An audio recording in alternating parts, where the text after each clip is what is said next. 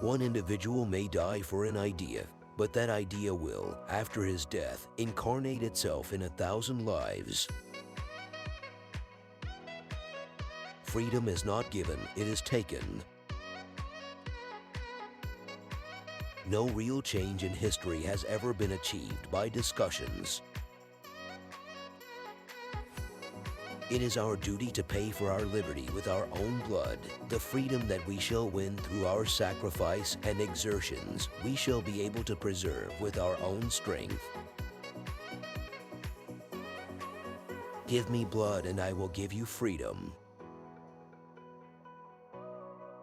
Nationalism is inspired by the highest ideals of the human race, Satyam, Shivam, Sundaram. Nationalism in India has roused the creative faculties which for centuries had been lying dormant in our people. Soldiers who always remain faithful to their nation, who are always prepared to sacrifice their lives, are invincible. Forget not that the grossest crime is to compromise with injustice and wrong. Remember the eternal law, you must give if you want to get. India is calling, blood is calling to blood. Get up, we have no time to lose. Take up your arms, we shall carve our way through the enemy's ranks, or if God wills, we shall die a martyr's death. And in our last sleep we shall kiss the road that will bring our army to Delhi. The road to Delhi is the road to freedom. Chalo Delhi. The secret of political bargaining is to look more strong than what you really are. When we stand, the Azad Hind Falls has to be like a wall of granite. When we march, the Azad Hind Falls has to be like a steamroller. We should have but one desire today, the desire to die so that India may live, the desire to face a martyr's death so that the path to freedom may be paved with the martyr's blood.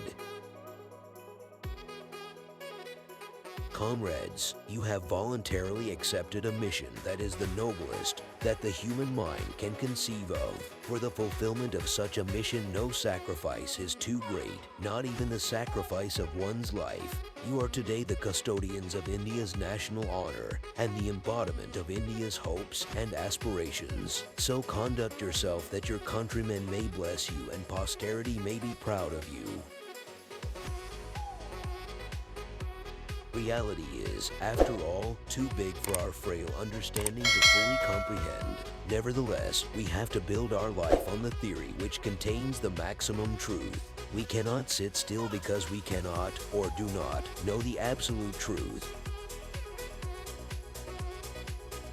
I have no doubt in my mind that our chief national problems relating to the eradication of poverty, illiteracy, and disease, and the scientific production and distribution can be tackled only along socialistic lines. The very first thing that our future national government will have to do is to set up a commission for drawing up a comprehensive plan for reconstruction.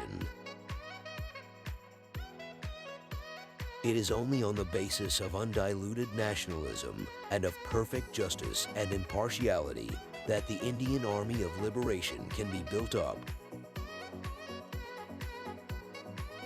As soldiers, you will always have to cherish and live up to the three ideals of faithfulness, duty, and sacrifice. Soldiers who always remain faithful to their nation, who are always prepared to sacrifice their lives, are invincible. If you, too, want to be invincible, engrave these three ideals in the innermost core of your hearts.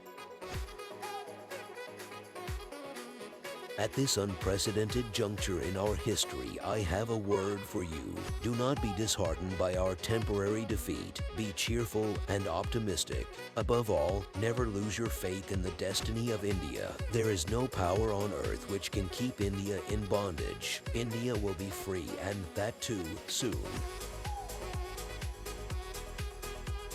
Gird up your loins for the task that now lies ahead. I had asked you for men, money, and materials. I have got them in generous measure. Now I demand more of you. Men, money, and materials cannot by themselves bring victory or freedom. We must have the motive power that will inspire us to brave deeds and heroic exploits. Let me remind you that you have a twofold task to perform. With the force of arms and at the cost of your blood, you will have to win liberty. Then, when India is free, you will have to organize the permanent army of Free India, whose task it will be to preserve our liberty for all time. We must build up our national defense on such an unshakable foundation that never again in our history shall we lose our freedom. To all of you, I should like to say that in the course of this war, you will have to acquire the experience and achieve the success which alone can build up a national tradition for our army. An army that has no tradition of courage, fearlessness, and invincibility cannot hold its own in a struggle with a powerful enemy.